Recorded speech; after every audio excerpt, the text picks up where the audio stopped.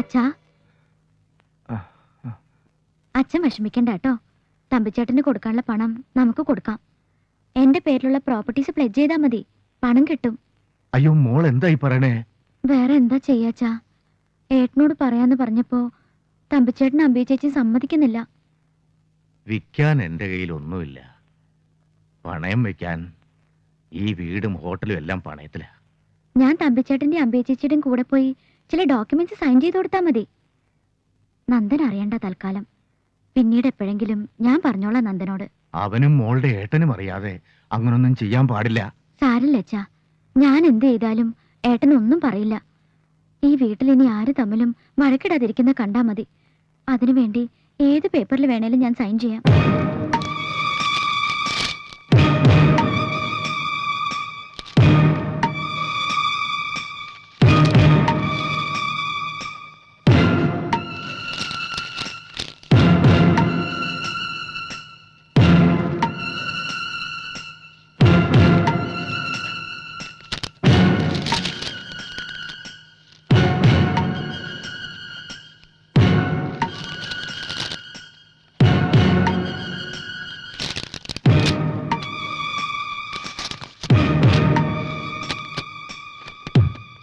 എന്നാ ഇനി അംബിക പപ്പയായിട്ട് പോ.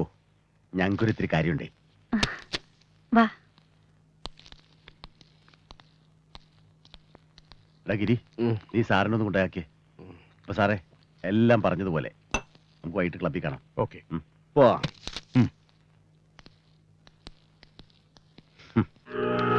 പരമേശ്വരന്റെ കിടപ്പാടമടക്കമുള്ള എല്ലാ സ്വത്തുക്കളുടെയും പവർ ഓഫ് അറ്റോണി അങ്ങനെ മോഹൻ തമ്പിയുടെ കയ്യിലെത്തി.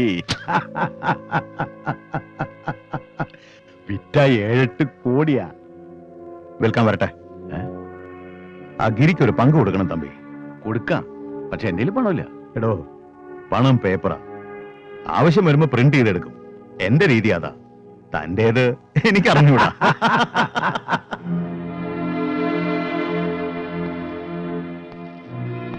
പപ്പയൊന്ന് ഫോണിൽ കിട്ടാൻ ഞാൻ ഒരുപാട് ശ്രമിച്ചു. ഏതൊക്കെ പേപ്പേഴ്സിലാണ് സൈൻ ചെയ്തെന്ന് അറിയാൻ. രജിസ്റ്റർ ഓഫീസിൽ നിന്ന് കിട്ടിയ അറിവ് വെച്ച് കാണിച്ചതൊക്കെ കുഴപ്പാ. അവക്കെന്തറിയാം? പാവം. സമി, ഓ, നമുക്ക് തിരിക്കാല്ലേ? ഇനി വൈകാതെ അവിടെ എത്തുകയായിരിക്കും നല്ലത്. അല്ലേ അപ്പോ? റെഡി.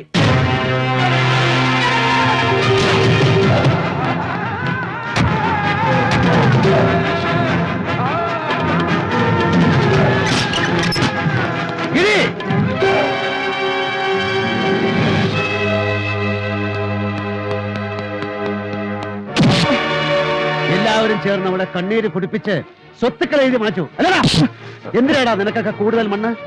ഒരു കുഴിക്കുള്ള മതിയടാ നിനക്കും നിന്റെ തറവാട്ടിലെ മുഴുവൻ ചെറ്റകൾക്കും. അറിയാടാ, പരമേശ്വരൻ എന്ന പേരിന് കൊല്ലുന്നവെന്ന് കൂടി അർത്ഥമുണ്ട്. അതോടെ മടിക്കില്ല ഞാൻ. യൂസഫിന്റെ കൂടെ ചേർന്ന് എന്റെ മുമ്പിൽ തറ നമ്പർ കളിക്കുന്നതാ തന്തയ്ക്ക് പറക്കാത്തവനെ. കടുത്തറുത്ത് കടലിൽ തള്ളും ഞാൻ. നീ ഇത് കണ്ടോ? 15-ാം വയസ്സിൽ ഒരു പൊതി ചോറിന് വേണ്ടി മാട്ടുങ്കയിലെ തെരുവിൽ കത്തി നിവർത്തിയ കൈയാണിത്. പിന്നെ അത് വർഷങ്ങൾ കഴിഞ്ഞു താഴെ വയ്ക്കാൻ. ചോരയിൽ മുങ്ങി ഉണങ്ങി അറുപ്പ് മാറിയ ശേഷം എല്ലാം പിന്നിൽ കുഴിച്ചിട്ട് വെളുത്ത വസ്ത്രം ധരിച്ചടക്കുന്ന പരമേശ്വരനെ കോളിയോടന്മാര് കണ്ടിട്ടുള്ളൂ. നീയൊക്കെ കൂടെ എന്നെ കൊണ്ട് പഴയ വേഷം കെട്ടിക്ക് വരടാ. എവിടെടാ തമ്പി?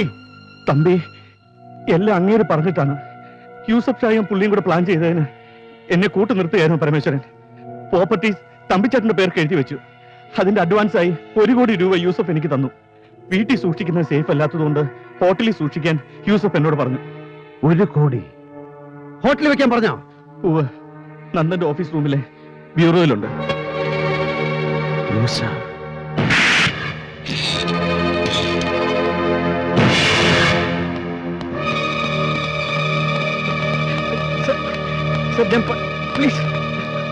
സർ.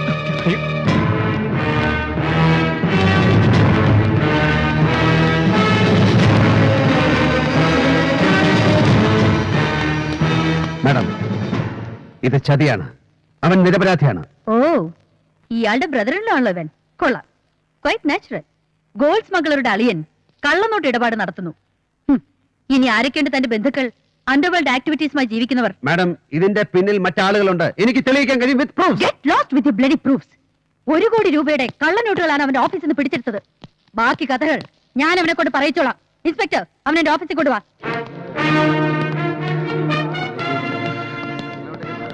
ധൈര്യമായിട്ടിരിക്കെ, ഞാനുണ്ട്. ഞാൻ മാനേജ് ചെയ്തോളാം. മിസ്റ്റർ പരമേശ്വരൻ,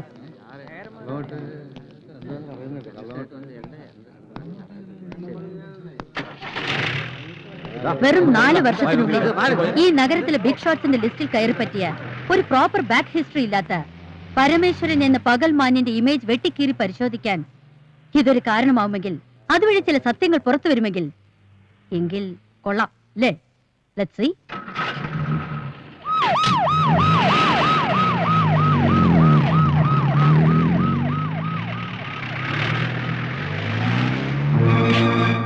അവൾക്ക് എന്നെ മനസ്സിലായിട്ടില്ല.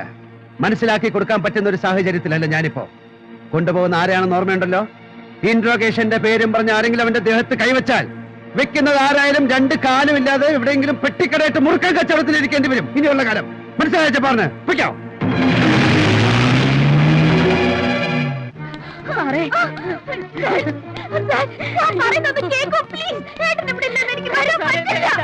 പക്ഷേ നിന്റെ ചേട്ടൻ വന്ന് അനുവാദം വാങ്ങാൻ ഞാൻ നിന്നെ കെട്ടിക്കൊണ്ടു വന്നല്ല. You get me. നിന്ന് ചിനുങ്ങാതെ വണ്ടി കയറി കേറ്. ഈ മഹാഭാവം ചെയ്യല്ലേ.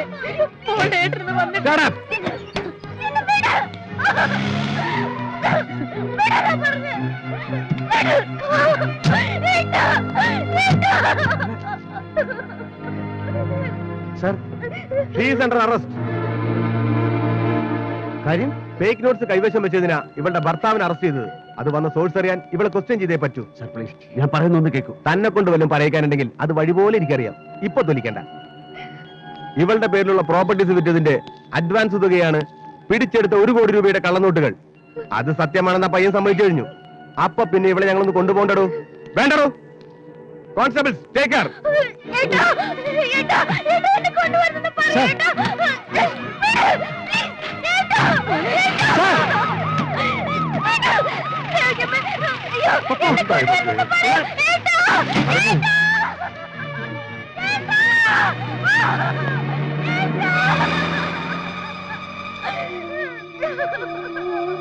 അയ്യോ, എന്തായത്? എന്താടോ സ്വാമി ഇത്? ഞാൻ എന്താടോ കണ്ടത്? എന്റെ പപ്പയെ പോലീസുകാർ പിടിച്ചുകൊണ്ടുവന്നത് താനും കണ്ടിട്ടോ? ഇതിനാണോ ഞാൻ അവളെ പൊന്നു പോലെ പൂറ്റി വളർത്തിയത്? ഇത് അവൾ അനുഭവിക്കേണ്ടതാണോ? ഞാൻ കാരണം, ഞാൻ എന്റെ തെറ്റുകൾ.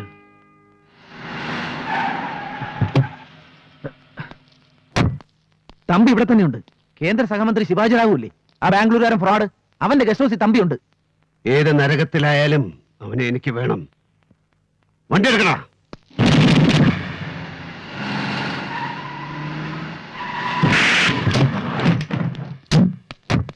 क्या रे, मुझे पहचाना नहीं? मैं शिवाजी राव का पुराना दोस्त हूँ. वो अंदर है. चलो तंबी. कौन है तू? मेरा बंगला का अंदर आने को ताकत कहां से मिला? क्या समझा तू? मैं शिवाजी राव हूं, गरीब लोग का एक ही मंत्री, सिर्फ एक लायक हूं. मेरे साथ खेलेगा ना, तेरे को खत्म करूंगा, समझा? कुट्टी कृष्णा. एंदे तो तुम बोलता കോപ്പിലെ ബോൾത്ത. 60ന്റെ മിഡിലിൽ മട്ടന്നൂരിൽ നിന്ന് മംഗലാപുരത്തെത്തി കരിക്ക് കച്ചവടം നടത്തി കാർവാർ വഴി ബോംബെയിലെത്തി നാരൂഭ എന്ന വ്യഭിചാരപ്പുര മുതലാളിയുടെ കയ്യാളായി കൂട്ടിക്കൊടുപ്പിന്റെ നല്ല കൃഷിയിടം രാഷ്ട്രീയമാണെന്ന് മനസ്സിലാക്കി മഹാരാഷ്ട്ര രാഷ്ട്രീയത്തിൽ ചുരുങ്ങിയ കാലം കൊണ്ട് കൊഴുത്ത് മുറ്റിപ്പൊങ്ങിയ പന്നി. നിനക്ക് ഗോസായി ഭാഷയിലെ നാക്ക് വളയ്ക്കാൻ കഴിയൂ അല്ല? ഉസ്താദ്, എന്തു വേണം പറ, ഞാൻ എന്തു വേണം? നിന്റെ കാലിനടിയിൽ അഭയം തേടി വന്ന പട്ടിയെ എനിക്ക് വേണം. തമ്പിയെ. Thampi, Sethu, get him.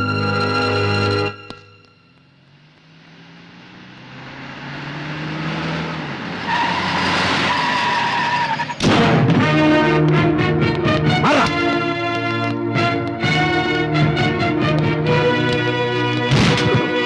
What the hell? ഇവനാണ് തമ്പി. കള്ളക്കമ്മട്ടത്തിൽ മഹാത്മാവിന്റെ മുഖമുള്ള നോട്ടുകൾ അടിച്ച് വിതരണം ചെയ്യുന്ന മാഫിയ ഗ്രൂപ്പിന്റെ ആടുതല്ലി. സത്യം പുറത്തു കൊണ്ടുവരാൻ പ്രാപ്തിയുള്ളവരുണ്ടെങ്കിൽ ശ്രമിച്ചോക്ക്. കുറെ ഉണ്ടോ ഇവനൊക്കെ പറയാൻ? തനിക്ക് ആരും അങ്ങോട്ട് കയറി വരാൻ അനുവാദം തന്നെ? എടാ, ആരോട് ചോദിച്ചിട്ടാ താനിപ്പോ ഇങ്ങോട്ട് എഴുന്നള്ളിയെന്ന്? മാഡം വർമ്മ, ഈ മുഖം ദർശിക്കാൻ ക്യൂ നിന്ന് ടിക്കറ്റ് എടുത്ത് അകത്ത് കയറാൻ എനിക്ക് സമയവും സൗകര്യമില്ലായിരുന്നു. ഞാൻ കയറി വന്ന വർഷാവർമ്മയുടെ കിടപ്പറയിലേക്കൊന്നുമല്ലല്ലോ. ഇത് നിങ്ങളുടെ ഓഫീസ് കം റെസിഡൻസ് ആയതുകൊണ്ടാണ്. ഇവൻ ഈ നാട്ടിൽ നിന്ന് മുങ്ങിയനെ. പിന്നെ മുസോറി ട്രെയിനിങ് കോളേജിൽ നിന്ന് പുറത്തിറങ്ങിയ എല്ലാവരും കൂടെ വിചാരിച്ചാലും ഇവനെ പിടികിട്ടില്ല. താൻ പോലീസിന്റെ പണി ചെയ്യണ്ട, അതിനോട് ആളുണ്ട്. ആരാണ്? നിങ്ങളാണോ സാർ? ഇല്ല, എനിക്കിവനെ പിടികിട്ടിയത് ഒരു കേന്ദ്രമന്ത്രി പുങ്കവന്റെ കട്ടിലിന്റെ അടിയിൽ നിന്നാണ്. പാവപ്പെട്ട നിങ്ങളൊക്കെ വിചാരിച്ചാൽ അവിടം വരെ കയറി ചെല്ലാൻ കഴിഞ്ഞേക്കും. പക്ഷെ നീട്ടിപ്പിടിച്ചൊരു സല്യൂട്ട് അടിച്ചിട്ടെങ്കിൽ തിരിച്ചു പോരണം. അക്കാര്യത്തിൽ നിങ്ങളുടെ വർഗത്തോട് എനിക്ക് സഹതാപമുണ്ട്. ലോക്കൽ സിനിമകളിലെ പോലീസ് ഹീറോമാരെ അനുകരിച്ച് മസിൽ പിടിച്ച് ഇംഗ്ലീഷ് പറഞ്ഞിട്ടൊന്നും നീതിന്യായ വ്യവസ്ഥിതികൾ ഈ നാട്ടിൽ പരിരക്ഷിക്കപ്പെടുകയില്ല. Mister Parameswaran, you may go now. No no, എന്റെ അനിയത്തിയും അവളുടെ ഭർത്താവും ചെയ്യാത്ത കുറ്റത്തിന് ലോക്കപ്പിൽ കിടക്കാണ്. എനിക്ക് അവരെ വിട്ടുകിട്ടേ പറ്റൂ. ഇവനാണ് അകത്ത് കിടക്കേണ്ടവൻ. ലുക്ക്, നിങ്ങൾ ആദ്യം മുറിവിട്ട് പോണം. ഞങ്ങൾ ഇവനെ ക്വസ്റ്റ്യൻ ചെയ്യട്ടെ. I am asking you to get out. ഞാൻ പുറത്തുണ്ടാവും, പക്ഷേ അവരെയും കൊണ്ട് ഞാൻ പോകും.